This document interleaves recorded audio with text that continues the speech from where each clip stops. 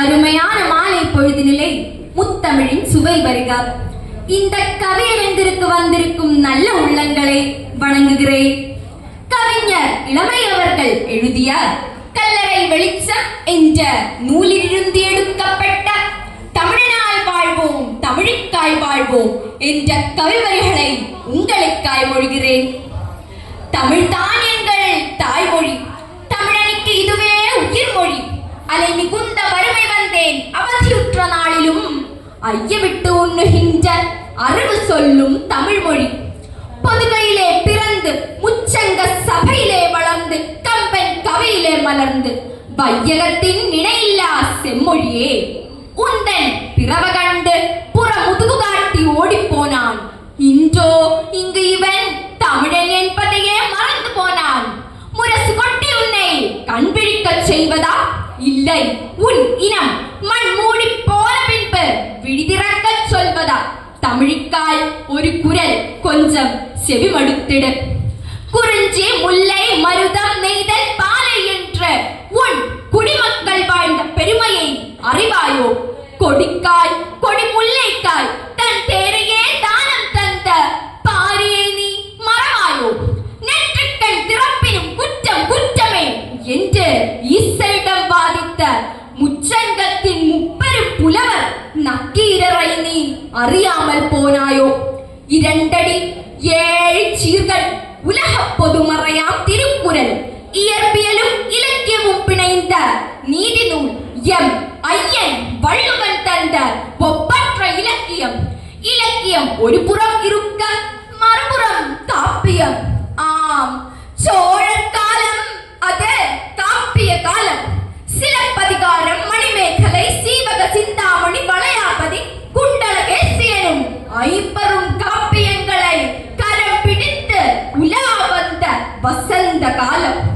இப்படி ஆண் சிங்கங்கள் ஒரு முறையில் கர்ஜிக்க மறுமுனையில் என் தமிழ் மூதாட்டி அவ்வை ஆத்திச்சூடியில் அறநறி காட்டி நெல்லியை கொடையாய் வென்று சுட்ட பழத்திற்கும் சுடாத பழத்திற்கும் விடை தேடிய உன் பாட்டியை நீ அறிவாயோ தமிழா, மறவாயோ தமிழா? சிலம்பால் கொலை உண்டு, சினத்தால் அனல் கொண்டு நீதிக்காய் உயிர் நீத்த பாண்டிய நெடுஞ்செழியனில் வரலாறும் உண்டு.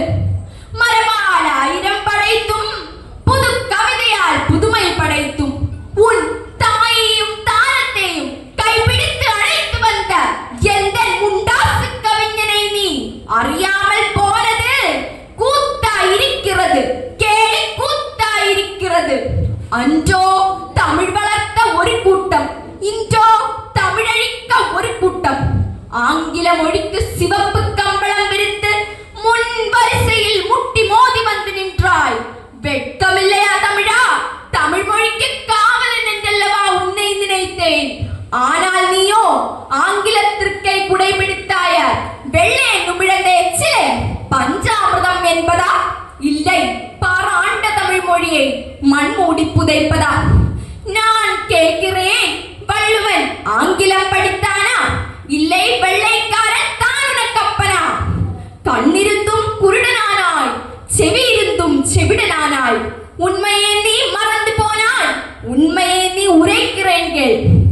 செம்மொழியின் இனிமை கண்டு வெள்ளைக்காரன் கூட தன் பேரையே வீரமா முனிவர் என்று மாற்றிய வரலாறு உண்டு. அவன் கல்லறையிலே இங்க தமிழ் மாணவன் உறங்குகிறான். இன்று குறித்த நினைவு சின்னமும் உண்டு. அத்தனையும் அறிந்த உனக்கு சிலந்தி வலையில் சிறைவாசமா? போதும் தமிழா, போதும். பிதற்று பிதற்று நாள் கழித்தது போதும். தமிழுக்காய் ஒரு போர், தமிழினத்திற்காய் ஒரு போர். முறம் கொண்டு புலி ஒன்றை துரத்தினால் முன் ஒருத்தி உன் தமையன் இமையை வென்றான் என்பதை நினைவில் நிறுத்தி கூறிட்டு உன்னை ஏந்தி படைகளத்திலே நடந்து பார்ப்போம். மார்புகள் எழப்பாய்ந்து ஓடுவோம். எதிரியின் வில்லுக்கும் அம்புக்கும் மார்பொன்று களமென்று காட்டுவோம். மரணமே வருமென்று பயமென்றால் நாமெல்லாம் தமிழ் தாய்க்காய் பிறந்தவர்களாக இருக்க மாட்டோம்.